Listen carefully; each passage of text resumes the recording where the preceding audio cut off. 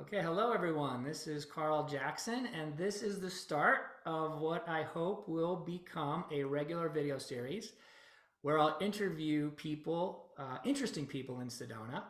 And today, my guest, I'm very pleased to have this guest, former Sedona Mayor Sandy Moriarty. Welcome, Sandy. Thank you so much for joining me. Happy to be here. So, just full disclosure, you and I have been friends probably over 15 years. So, if we start to joke or get giggly, or if I get giggly, that's just because we know each other so well. So, Yeah. I want everyone to know that. But how does it feel now? So, since you're my interview, how does it feel to be the most interesting woman in Sedona? That's Oh well, I don't think I'll ever be the most interesting woman in Sedona. I can't after imagine. this interview, you're going to be the most interesting woman in Sedona. So, and this is going to go up on Sedona.biz. So, we want to just give Yes. a shout out, a thanks to Tommy Acosta. I'm no longer associated with Sedona.biz, but he is very kind to continue to put up our content. So, definitely appreciate it. So, what we wanted, so obviously, well, not obviously, but obviously, I know you've been mayor or were mayor for 8 years, and I'm sure everyone's Mhm. very interested in that. But it's also, this is also about human interest. I think, people have see you or saw you all the time, and they didn't really know, your background. They probably, there's a lot of interesting things about you they didn't realize. And I'd like to sort of make them realize that. So I guess the first thing to really ask you is like, standard question is like, where were you born? Where did you grow up? And how the heck did you get to Sedona? Because everyone's got an interesting story. Well, I was born and raised in Seattle, Washington. Okay. That's where I went to school, although I've also lived in Walla Walla, Washington, where Whitman College is. I went there for 1 year. And Wow. then I came back to Seattle and graduated from the University of Washington. Okay. So I lived in Seattle, and I also lived in Fairbanks, Alaska, Okay. And how uh, did you get? I'm very for about a curious. How year did and you a get half. to, like, who want? Well, You're in Sedona. How do you get to Alaska? How do you get to Sedona yeah, from Alaska, right? I had a high school friend who sang and played the guitar, and she got a job playing in a little town called Cripple Creek outside Fairbanks, Alaska, at a small hotel. And she went back there several summers to do this. They were only open in the summer. And one summer I went with her to Fairbanks. And so I worked as a hostess at the restaurant where she was working at the hotel. And we lived right there on the hotel grounds in cabins. And and then when fall came around, because I met people would come out there to eat from Fairbanks, and I met people from the University of Alaska, Oh which wow. was there in Fairbanks. And my major in college, believe it or not, I've never really used it except when I worked at the University of Alaska, is economics. Oh my God. Hey, it came in handy. It's come in handy your whole life, I'm sure. Yeah. So I was so then I went to work at the University of Alaska over the winter. And actually I went back to work at the resort in the summer, at the Cripple Creek Resort in the So you summer. just had this free spirit, or did you didn't feel the need to Yeah. stay in Seattle and stay home, or No. was it a small town you wanted to get out, or very rainy? I don't know Yeah, too much. well, I just thought it would be interesting to go to Fairbanks, and it was interesting. It's Okay. it's a very different place to be. You're really far away, as far away as you can get from the United States, the main United States, when you're Right. in Alaska. And Fairbanks is in kind of the middle. Alaska is a very big state, and Fairbanks is kind of in the middle. So I was a long ways from where most people in the United States lived at that Now, time. is And I the was there about a weather? year and a half, 2 summers and a winter. And as I said, I went back to work at the resort out at Cripple Creek in the summer. And then I left and went back to Seattle. And I while I was in Fairbanks, I bought an old MGB, Cool. and yes, and I had to drive it out on the Alcan.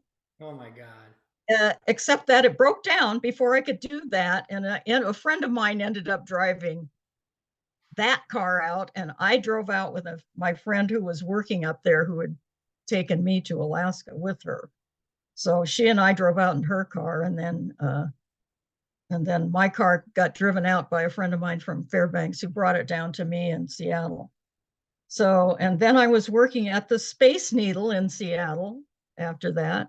Got a job at the Space Needle as a hostess in the restaurant, because there's the building of the Space Needle Sure. owned by the Pentagram Corporation. And then there's the restaurant, which at the time was being run by Western International Hotels. Now, is it in the Space Needle? I've never been there. Is And the it Space Needle, at it's the a top, or is it revolving, some? it's a revolving restaurant. Oh, cool. So you didn't get That's dizzy. an You interesting didn't place. get dizzy as a hostess going around in circles. Well, it's interesting. I mean, you got to get used to it, because my job was to seat people. So it was divided into sections.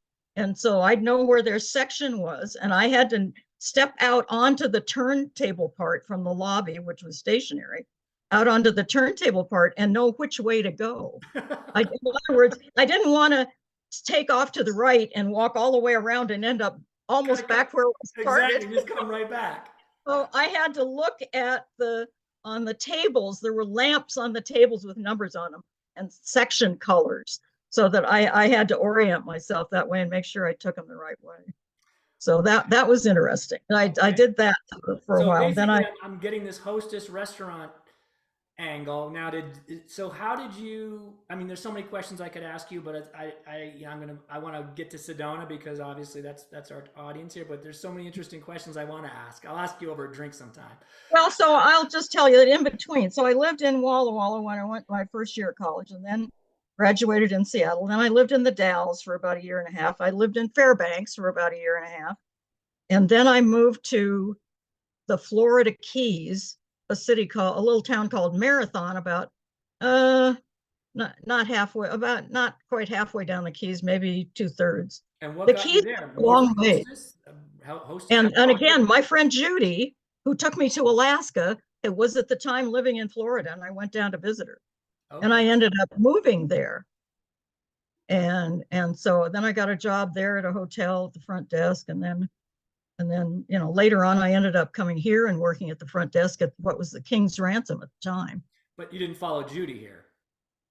I didn't. She's not, well, anyway, that's a long story, but So yeah, you finally didn't follow Judy and you came to I Sedona. So didn't. what got I you didn't. to Sedona then? That's a No, so I was after we left Florida, we were just looking for a place to settle and came through Sedona as a tourist, basically, and like got everybody Red else. Rock fever, I guess. And so ended up, let's see if we can find jobs there. So, and that's when I got a job at the hotel desk at the King's Ransom. Okay. But then I met some people here who had the husband was working for an accounting firm here in Sedona.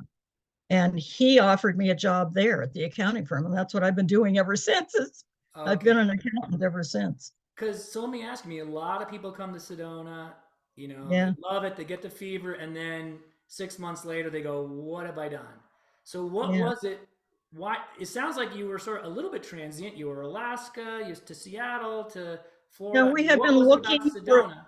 well, it's a beautiful place. Let's try and live there. See if Yep. we can get jobs. So Okay. that's how I ended up here. Okay. So what do you recall what year that was, if I may ask? 1972, January of 1972. Okay. I came. So I've been here 51 years. Oh my God. Okay. I guess I'm in my 52nd year. So Wow. So yeah. now this is actually probably even before 1972, but at some point I read in some book, that it used to be 89A was like a dirt road with one stoplight. I'm sure it wasn't that bad in 72. It was not, Okay. but it didn't have a stop light. It had a stop sign It had at the stop one. signs. No, there was no traffic light here. There Not was only one. one stop sign, or there was a multiple stop signs? One stop sign. Well, I mean, along the highway there were stop signs, but Right. the 89A. Y was the Y. Here, this is a funny story about the Y. When I moved here, of course, there were no roundabouts. It was just the roadway. And so everybody called that what we still call the Y, Yeah. they called it the Y. So and there was just a stop sign there. There were no traffic lights anywhere, nowhere. So then I was talking to somebody, in the last several years, I guess, say, well, how did it, So when the roundabouts went in, and now there's a roundabout there at Sure. the Y, Sure. and there's a big kind of community discussion about, well, what are we going to call it now? The Right. double O, you know. Yeah, exactly. The eight? So and so what did we end up calling it? The The why. Y. The why. It's still the Y. Can't get away from it. Well, I always was confused, where I come from, downtown is where everything is. Uptown, I'm like, uptown? I'm like, It's uptown here. where the heck is uptown? Never heard of an And, uptown. Yeah. So it's I kind of know, I know. uh, But so go ahead. I mean, I don't know why it is the furthest north part of the community. Right. So So it's uptown in that sense. uptown. Yeah. Okay. Yeah. So one thing, so that's great. So you're working as an accountant. So how has Sedona changed? I mean, it's changed a lot. I mean, obviously, it's probably a million things. But is it It's, just simply more people, more development? Is that sort of it went from, I think it was around 4,000 population when I came. But another thing I thought was funny, I really remember when I first moved here, and it was January, so it was kind of cold. But when I first moved here, people just thought, I don't know, it's always been a tourist town. sure? It's just gotten more and more, So I guess. and there were about 4,000 people, and it was growing. But it's always been a question as to, well, how many visitors are there a year? Well, nobody knows, Nobody no knows. one knows. So Right. we can get a better idea these days because of cell phones. We can tag cell phones in cars. We don't know whose they are or anything, but we Hmm. get some idea of where cars are, and so we get a better idea of how many are here. We still don't know how many people come through. You hear, I swear, when I first came here, I heard it was 3 or 4,000 tourists a year, 3 or 4,000, 100,000, three or Oh, four. 100,000. Now it's like Three or four, over a million or the three. I don't even know tourist what it is. numbers, the tourist numbers haven't changed. Well, they have changed. Right. There's more, but Yeah. it's never, nobody really knows how many it is for sure. And I guess we probably never will.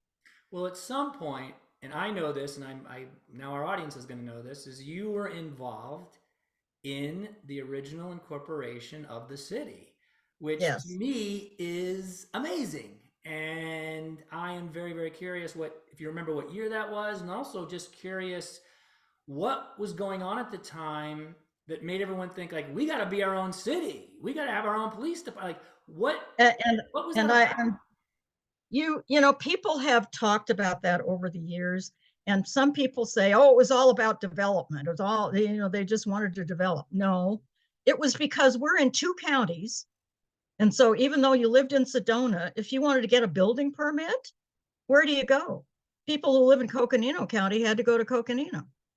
They had Oh, to go up to Flagstaff, and people in, and there's been government operations in Cottonwood for quite a while, but it was really Prescott. It's like, this is what happened. It's like, we can't be going 2 different places to get permission to do things here. So we want to be able to make our own decisions here locally. And okay. being in 2 counties, it was especially difficult. So So that's I met some people when I first came that were talking about getting the city incorporated, and I joined those groups. And it took about 15 years after I got here.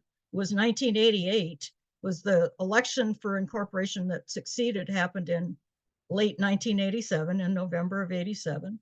And we got incorporated officially in January of 1988. wow. And so you had to, And so basically it sounds like it's just, well, even today it there's a was it spirit. was it was a period of 15 years and 3 different committees that Wow. it took.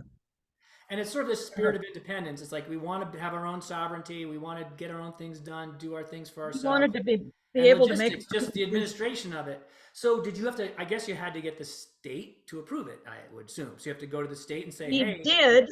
And at the time there were no other cities that were across county lines. So oh, we wow. had to get a special act passed to be able to incorporate across county lines. There are now, I believe there are now 8 cities that are across county lines, but I think I can't even, I don't know which ones they are for sure, but what I believe is most of them started in one county and grew into another county. Sedona was always in two Was counties. always, and I guess I had heard talks long ago, like can't we be one county? Or I guess that's just logistically, I don't even know how you'd even Oh do yeah, that. there's been that discussion has gone on for years too. Right, right, It's really interesting because I was looking at some maps today of, we're about to have in October, I think there's an annular eclipse coming. right. And I was talking to my nephew who lives in Canada, in Victoria, Canada, on the phone last night, and he comes down to visit about once a year, and he was talking about coming down in October. That's when the annular eclipse is. And so I was looking at maps to see the path of that eclipse, Right. and Arizona has, I believe 15 counties, maybe 15, I think is the number. Texas, where the eclipse is going to occur, both in the annular one this year and the full eclipse next year. They have hundreds, I don't know how many.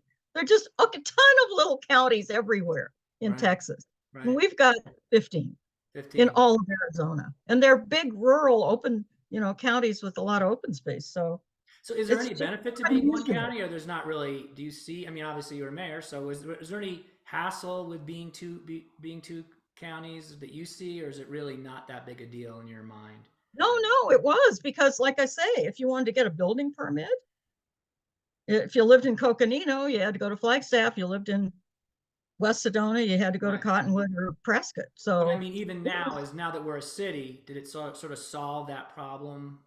it's the city. When we incorporated, the cities takes over most of the functions of government.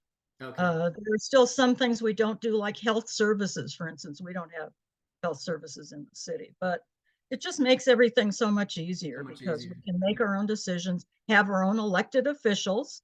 Because before, and when I came here, there's how many does Coconino have? There's like at least 7 or maybe 9 uh, county uh, county supervisors. But Right. in Yavapai County, there were only three. Mhm. Three. So now it's 5, so it's a little better. But and then of course in the city we'd have our own council that makes the local decisions. We decide our own destiny here, and Mhm. that's what we wanted. So So was that your first? Like, I know you've called yourself. I've heard you call yourself a volunteer junkie. So well, was that experience of 15 years, or what made you a volunteer junkie? Was it that? Was it just getting involved and saying, "Hey, I'm making a difference," and want to continue to make a difference, or is this something you've always had in you that you wanted to volunteer? yeah, I this is the most I've ever volunteered anywhere. And of course the city, like I say, it took 3 different committees over a 15-year period. I got involved right away when I was working at the hotel. I got involved in talking about getting the city incorporated. And in fact, the League of Arizona Cities and Towns came up to the clubhouse in Clarkdale and gave a like a 5-week course in how to get incorporated. And Okay. I went to that.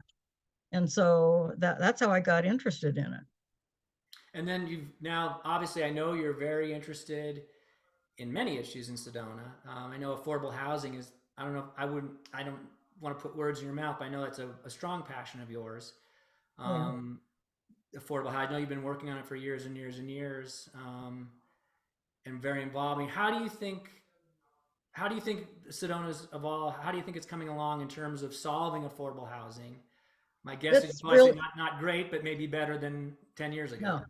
No. Well, the basic problem, one of the major problems is that we have very few apartments in Sedona. And Right. that's been true since I moved here. That's been true. Hmm. The one out in the West End, that's the biggest one I think there is. And there aren't any multiple family or apartments available in Sedona. So it's tough. And then there are a lot of hotels. Most of the residents think there's too many hotels, but we're a tourist town.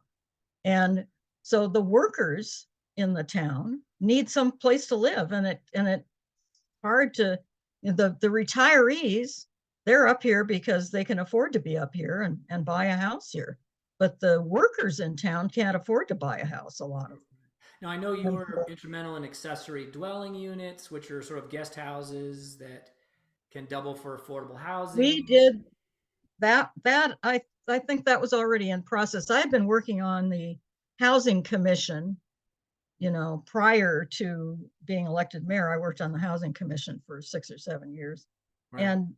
But most of the commissions got disbanded, including that one. We still currently have a committee, a kind of an informal citizen committee that meets, headed up by Linda Martinez, and she always has been. We've all kind of worked on that issue for a Right. long time. That is the problem, is that land is very expensive in Sedona, Right. more than anywhere else in the Verde Valley.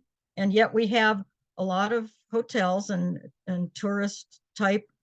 We have probably more restaurants than the average town our size. Sure. But the reason that our population has dropped, which it has, I think we hit a peak of about 11, just over 11,000 one year, several years ago. But now we're down to 9,500 Oh, I didn't plus, know that. So, 96. so wow. Is that Yeah, because we there's were not over enough land or people 10,000. are leaving or?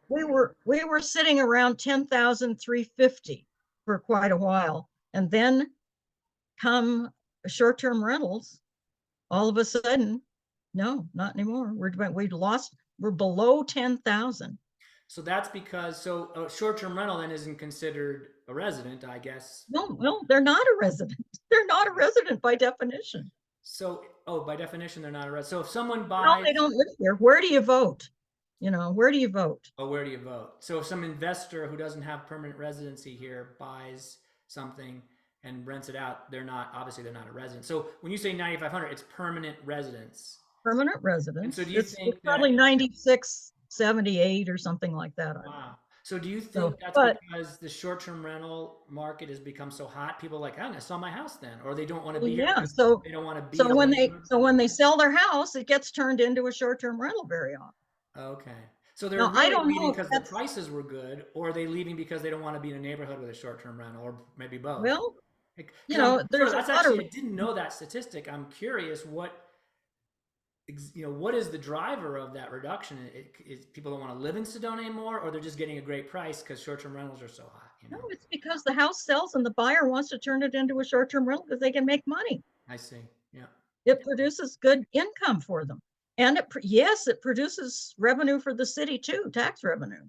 So Some are you people a think, fan of short-term rentals, not a fan, or you say, hey, that's something that can be done, but let's moderate?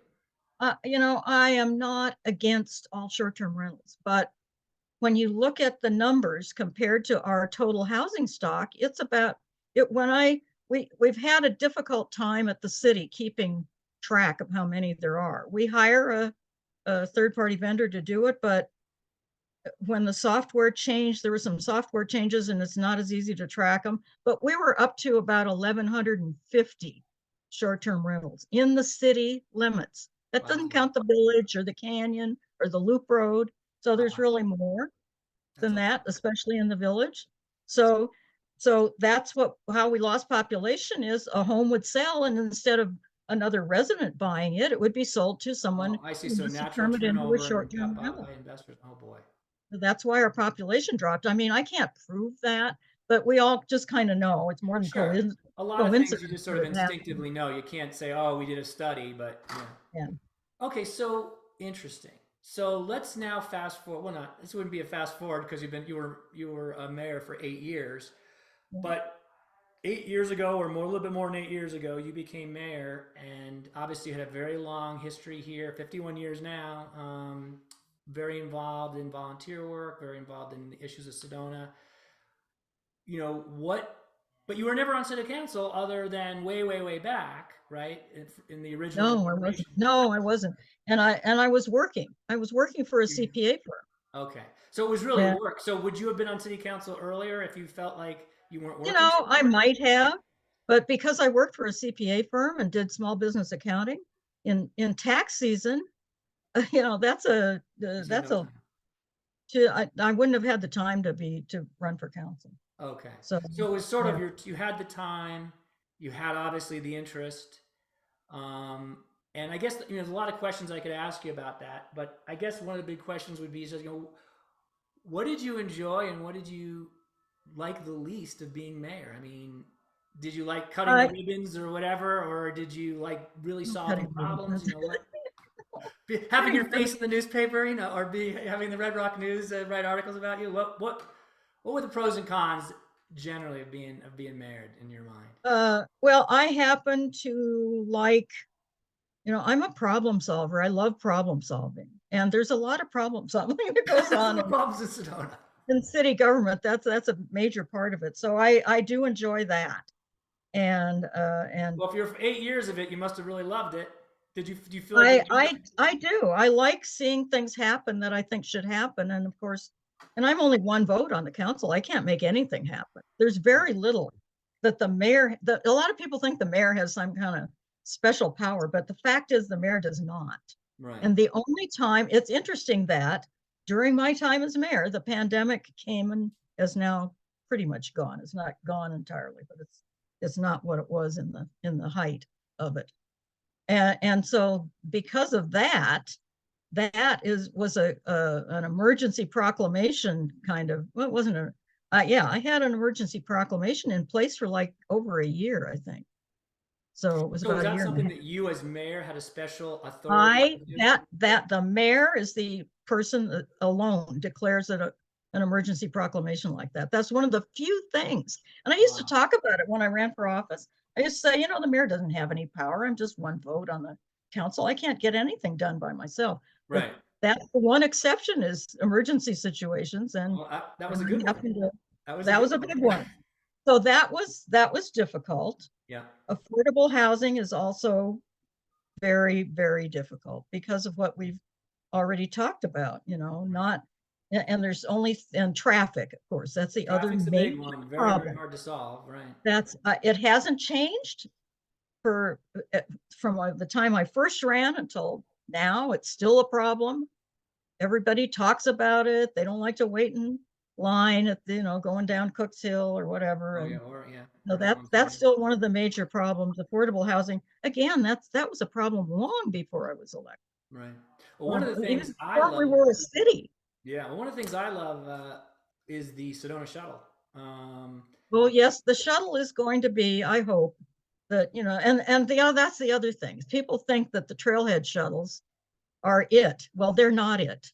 We accelerated that to try to get more cars off the road during spring break, when that spring break is probably the biggest traffic time in Sedona. October is another big month, but spring break is more prolonged because we call it rolling spring break, because it goes anywhere from mid-March to mid-April and a little past, depending some on when Easter is. So we tried to get intentionally to get trailhead shuttles running for spring break. well, The they last work great. spring break before last, not this year, but before last, the year before last. But there is a full-blown transit plan, and part of it, the other thing that happened during the pandemic was, I'm sure you've heard of it, supply chain issues. Oh yeah. And What, so just we getting these had to get the buses? These are vehicles. unique We buses or couldn't something? get we couldn't get the vehicles. Oh yeah. We still haven't got, we expected to have micro transit in place by now, and it's still not. Okay. So it should be coming, I think, by the fall. I think they're still planning on that.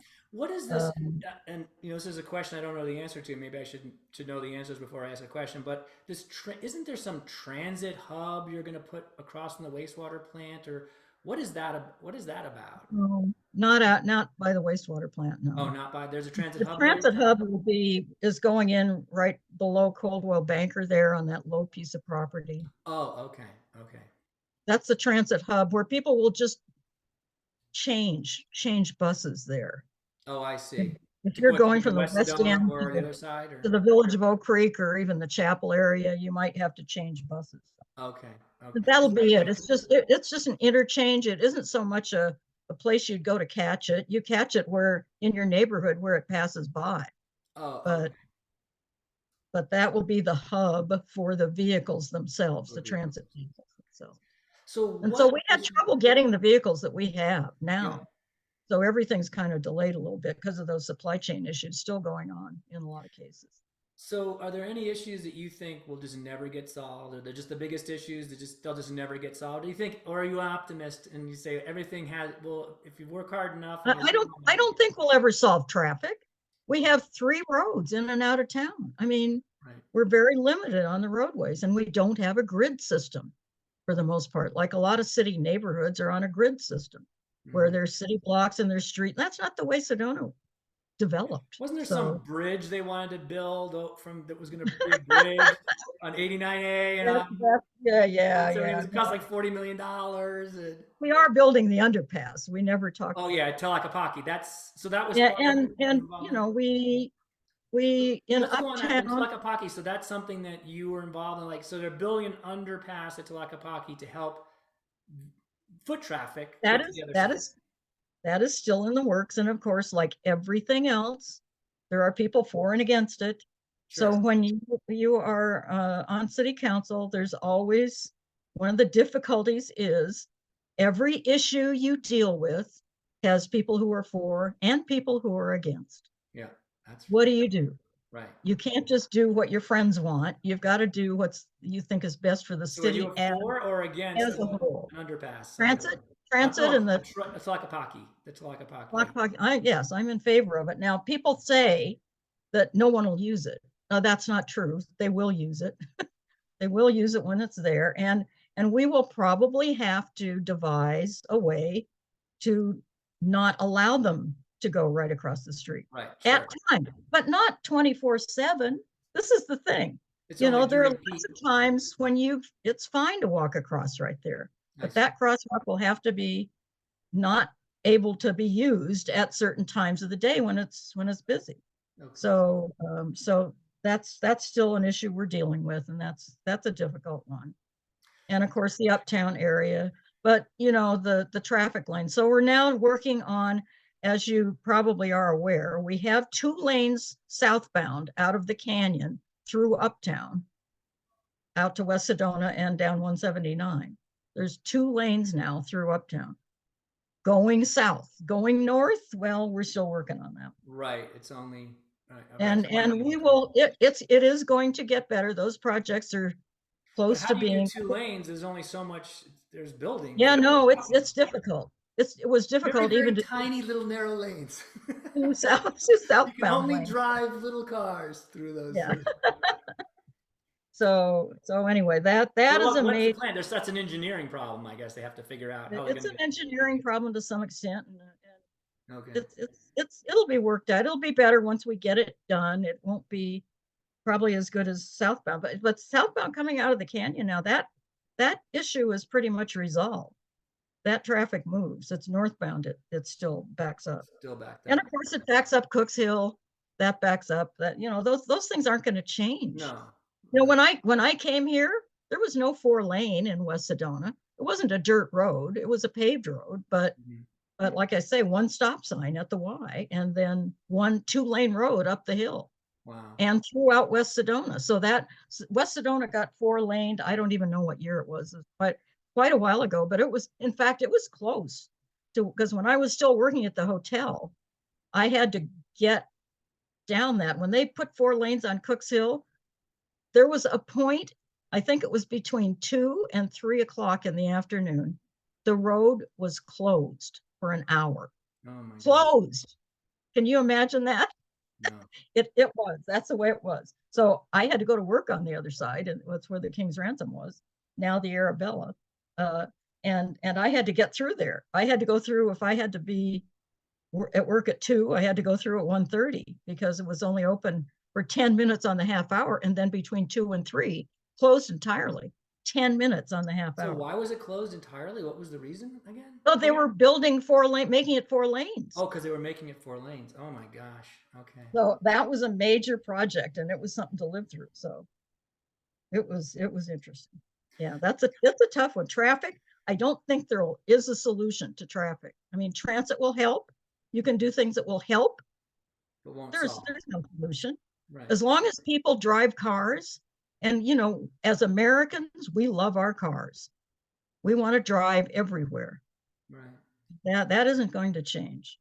So, but we're doing, transit will help, and the more lanes in that area and past Talakapaki and all that will help. So it's an issue. I don't think that'll change. And I don't think affordable housing is just, until the state legislature does something, it's tough. We're doing what we can in terms of affordable housing, but there's not much we can do because Right. we can't regulate short-term rentals. We can't put a cap on them. and we No, can't state. regulate them in any way because it's against state law. We can't Right. do anything as a city that is against state law. Right. Well, so we What do we can't do? regulate. Right. So let me ask you, Zach, I don't want this to get too long because it's been very interesting, but I want to keep it in a time frame here. Let me ask you questions like, and this is sort of a loaded question, but obviously you were 8 years on council. Some of the council members were council members while you were there.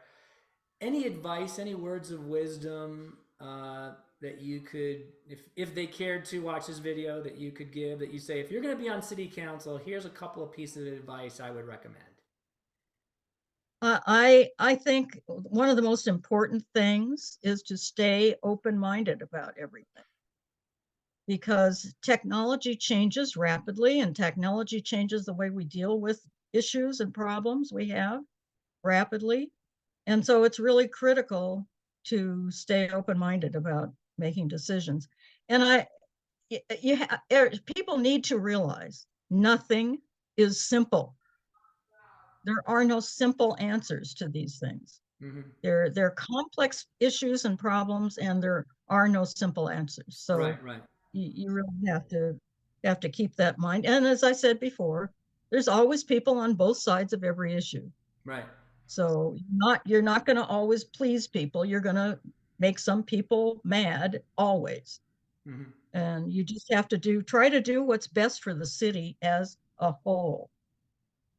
You have to try and think of everybody, not just you and your issues and the people you know and their issues, but there are people we never hear from.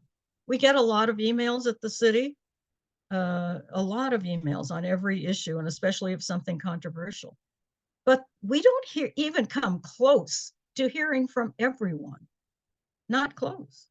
We don't hear from everyone. Mm-hmm. So, but that doesn't mean don't have to try to do what's best for everybody, but not certain groups of people, not just cater to certain groups, but Right. for the city as a whole. I think that's important. Okay. And, So, the legislature, if we could get the legislature to allow us to regulate and put a cap on short-term rental. I mean, for us, the cows have left the barn. It's over. We've already got 1,100 of them. mm-hmm. We don't really need more. And the problem with them is, I'm not against them, but the problem is what it has done. Before we had short-term rental, there were always a few around, but not at the rate they are now. And so what it does is they're like dispersed hotels into neighborhoods. Yeah. And people don't like that. Now, I happen to live close to a trailhead. That view you can see behind me is from my deck. Beautiful view, by the way. Yeah. And so I'm up against a grayback there, very close to grayback, and there's a trailhead right kitty corner from my house. So I see all the tourists, and they come and they're renting Airbnbs in my neighborhood. I see them walking, and it's kind of interesting because not that they all do this, but when you see somebody walking in my neighborhood to the trail that's by me, because it's not, you can get on it to other places, but it's not a super long trail necessarily.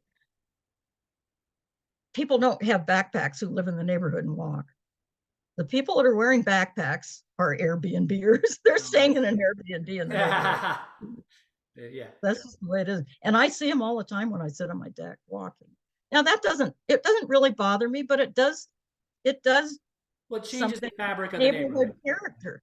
The neighborhood character is different when there's a lot of branches, but they aren't causing trouble. I have never been bothered by noise, but some people are. Some people have Airbnbs on either side of them or whatever, right. And they just would rather not. They'd like to know their neighbors. Mm-hmm. So yeah, it's just not something people prefer. Okay, well, one last question before we wrap up.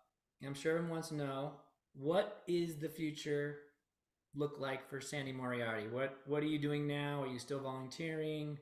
What are you staying active in? Well, as you've heard me say, I'm older than dirt, so yeah, it's a famous saying. I don't know how much time I have left, but I didn't bring it up. Yeah, I am. I like to say I'm older than dirt. That only relates to my age, not. But But I have, 8 years of being the mayor, I let a lot of things go by the wayside around my house, and I've got plenty to do.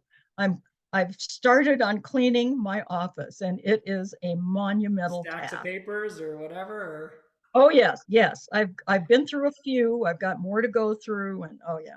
any more And pets then or no more pets? huh? Any more pets? Any more? You, I know you No, no had, okay. pets. I have no pets. You I had don't plan on Maisie, you had your getting dog any. Maisie, and the other one was Spice, right? You had cats Yes, too. Yeah. yes, that was, But and I no, had you're done with cats. I that. had dogs before those two, Dogs and before those but two. no, I've just kind of decided not to have any more pets at this point in my life. But I've got plenty of projects to do around the house. Like I say, my office is a monumental mess, and I have started on cleaning it. So I intend to get that finished and do some other things around the house that I've just let go for a long time. I just haven't gotten to them. Okay. So, Well, so looks. I've got plenty to do, and I'm still working on the housing committee that I've been on all along. And I am also now I am on the board for Habitat for Humanity. Oh, okay. So that's my newest activity. And we'll see how that goes. I'm looking forward to that. I think they do a lot of good in the Verde Valley, providing homes. Mm-hmm. That's not like building a 50-unit apartment, but it's There are it's so many it's good things. I was at the city council the other day, and I know your friend Al Camello. He was there, Mhm, and Chandra. They are mhm. on the Sedona Historical Society and Historical Museum, and they gave a little presentation. Yep, It's like, yep. I've never. I think I've driven by there and stuff, but it sounds the stuff. There's so many interesting things going on. So many places you can volunteer. So many interesting things. Um, that was just one of them. So I know that I know you're going to keep very, very active and very busy. So I'm not on that board yet. okay, to come. Maybe I will be at some point, but Hello, for now, Al. Hello, Chandra. I'm happy. I'm Yeah, happy with, yeah, yeah. I mean, somebody's already mentioned it to me, but uh, I'm happy with being on the Habitat Board and the Housing Committee. And as a Sedona Wine Fest, I'm still Oh, president of that organization, and we're planning for that. That's kind of a year-round thing that we oh, that's plan for. great. So, yeah, All right. Well, and I'm Sandy, thank you so much for being my interviewee here. I really appreciate it. We're going to put this up on Sedona.biz shortly. So thank you so much for taking the time to speak to me. my pleasure Okay. anytime. All right. See you later. Bye bye. Thank you.